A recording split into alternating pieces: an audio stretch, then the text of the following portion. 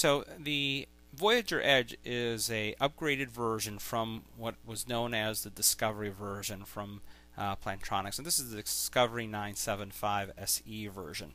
So the 975 SE, you'll notice, does look very similar to the new Voyager Edge. It had a charging case, and you notice that I have, again, it has here two LEDs. This one is actually still available and still on sale. It has your battery level for your headset, and then your battery level for your actually charging base.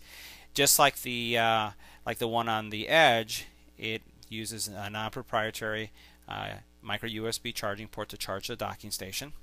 And if we take out the headset, you know, notice how it lights up right there because I just popped it out. You notice that the gels are pretty similar, except the gel in the Edge is a little bit thinner. See that? But it's pretty much the same. Now the headsets themselves, to me they weigh very similarly, so I don't know that there's much being saved there. And you notice that the design is also very simple or similar. This one does not have that triple mic technology, right? And you can see that by the design and what's going on here. On this one, you don't see that at all, right?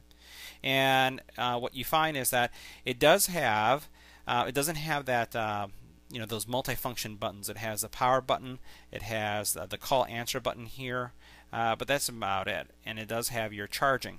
And you notice that with the Edge, we have the charging, we have the volume here, and then we have the on here, and you have that on, sorry, right there. So it has changed a little bit. So you have more of a switch than in this version. You had an actual push button. If we were to compare now, we'll set these guys aside. If you were to compare the cases, I thought at first that the case was bigger. Maybe it's a little bit longer. Not that much. You know, look at it right there, from bottom to top. It's just designed a little bit differently. So this case for the 975 closes. You know, you rest it and it goes into another micro USB charging, and you use this button to get it out. And with the Edge, all you do is rest it in, and as I showed you, you push your finger through the bottom. Don't pull it through the top, and then that will make it pop out. It didn't come with this nifty little hook that came with my older one, so you know, if you are upgrading, you can obviously transfer that over to this device.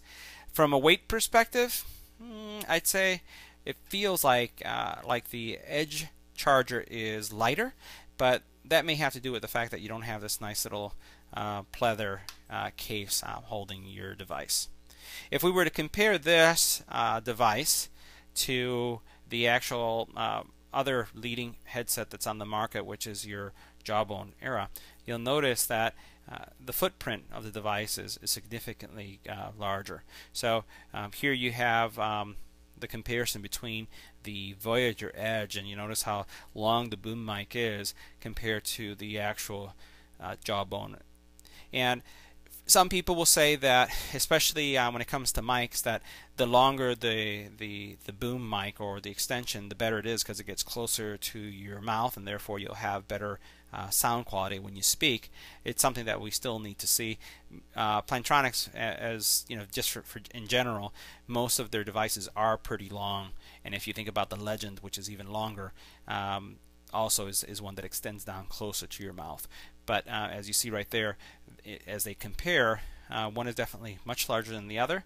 And from a weight perspective, you know, really the Voyager Edge is top heavy. You know, this area is much heavier, but not significantly heavier. I don't think it'll be uncomfortable to wear all day either.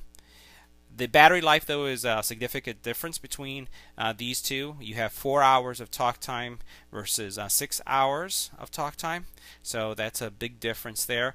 And the Discovery here, it doesn't really have a bad, I'd say, you know, the talk time is also pretty decent. But again, it's using some older technology, so you know, if I had to choose which one I was going to go with, I'd obviously go with the newest one. If we look at the cases again, but now we compare it to the one from the Jawbone, here you notice that the case is a lot smaller.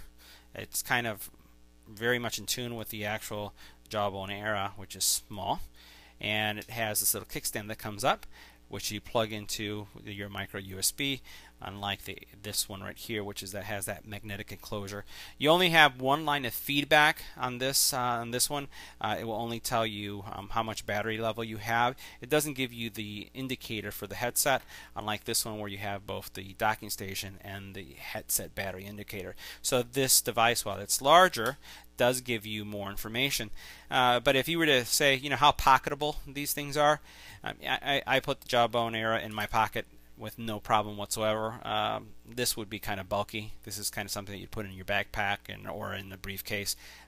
Even in a suit pocket, it's you know, it has a bulge to it. So I don't know how functional that is. But you know, as we look at these two headsets, the big difference though is the fact that I get only 4 hours of talk time versus 6 hours of talk time. So I'm getting 2 additional hours. So I may never need the charger as I'm walking around, and I can leave it in a briefcase or whatnot. So this was more of an in-depth review of the Voyager Edge compared to the Discovery 975, and I also included the Jawbone Era. If you have any comments or questions on these headsets, leave them on the YouTube channel. We will have a follow-up video with things to know before you buy the Voyager Edge. I'll be trying it out today as I just received it, and posting it shortly. So stand by and please subscribe and like this video.